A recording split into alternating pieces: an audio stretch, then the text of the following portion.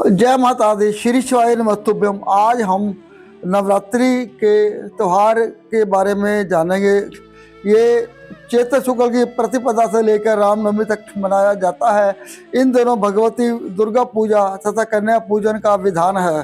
प्रतिपदा के दिन घट स्थापना एवं जौ बोने की क्रिया की जाती है। 9 दिन तक ब्राह्मण द्वारा या सवय देवी भगवती दुर्गा का पाठ करने का विधान है। कथा। प्राचीन समय में सुरथ नाम के राजा थे। राजा प्रजा की रक्षा में उदासीन रहने लगे थे। परिणाम स्वरूप पड़ोसी राजा ने उस पर चढ़ाई कर दी। सुरथ की सेना भी शत्रु से मिल गई थी।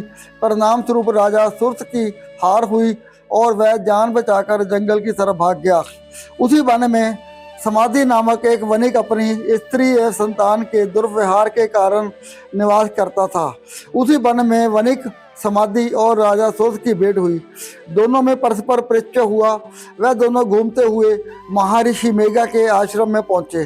महर्षि मेघा ने उन दोनों के आने का कारण जानना चाहा, तो वह दोनों बोले कि हम अपने ही सगे संबंधियों द्वारा अपमानित एवं तिरस्कृत होने पर भी हमारे हृदय में उनका मोह बना हुआ है। इसका क्या कारण है? महर्षि मेघा ने समझाया कि मन शक्ति के अधीन होता है और आदि शक्ति के विद्या और अविद्या 2 रूप हैं। विद्या ज्ञान स्वरूप है और विद्या अज्ञान स्वरूप। जो व्यक्ति अविद्या अज्ञान के आधिकरण रूप में उपासना करते हैं, उन्हें वह विद्या स्वरूप प्राप्त होकर मोक्ष प्रदान करती है। इतना सुन राजा सुरथ ने प्रश्न किया, हे महर्षि, देवी कौन है? उसका जन्म कैसे हुआ? महर्षि बोले, आप जिस देवी के विषय में पूछ रहे हैं वह नित्य स्वरूपा और विश्वव्यापिनी है। उसके बारे में ध्यानपूर्वक सुनो। कल्पांत के समय विष्णु भगवान क्षीर सागर में अनंत शैया पर शयन कर रहे थे।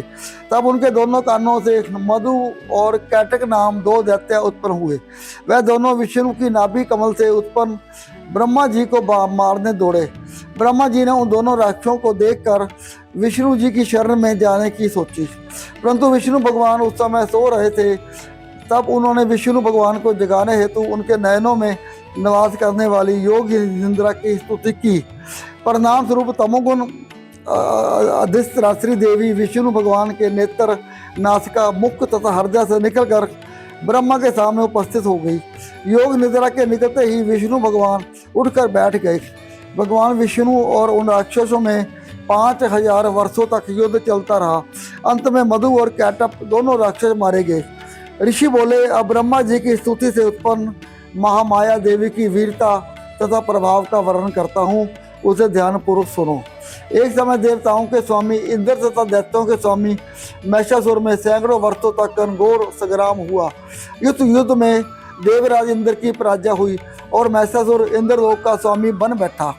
अब देवतागण ब्रह्मा के नेतृत्व में भगवान विष्णु और भगवान शंकर की शरण में गए। देवताओं की बातें सुनकर भगवान विष्णु तथा भगवान शंकर क्रोधित हो गए। भगवान विष्णु के मुख तथा ब्रह्मा, विष्णु, शिवजी तथा इंद्र आदि के शरीर से एक तेज पुंज निकला, जिससे समस्त दिशाएं जलने लगी और अंत में यही तेज पुंज एक देवी के रूप में परिवर्तित हो गया।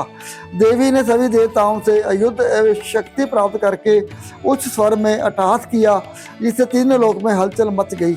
महिषासुर अपनी सेना लेकर इस सिंहनाद की ओर दौड़ा। उसने देखा कि देवी के प्रभाव से 3 लोग अलौकित हो रहे हैं। महिषासुर की देवी के सामने एक भी चाल सफल नहीं हुई और वह देवी के हाथों मारा गया। आगे चलकर यही देवी शुंभ और निशुंभ राक्षसों का वध करने के लिए गौरी देवी के रूप में अवतरित हुई। इन उपरोक्त व्याख्यानों को सुनकर मेघा ऋषि ने राजा सुरथ तथा वणिक से देवी सत्वन की विधिवत व्याख्या की। राजा और वणिक नदी पर जाकर देवी की तपस्या करने लगे। 3 वर्ष घोर तपस्या करने के बाद देवी ने प्रकट होकर उन्हें आशीर्वाद दिया। इससे वणिक संसार के मोह से मुक्त होकर आत्मचिंतन में लग गया और राजा ने शत्रुओं पर विजय प्राप्त करके अपना वैभव प्राप्त कर लिया। जय माता दी। श्री शिवाय नमस्तुभ्यम।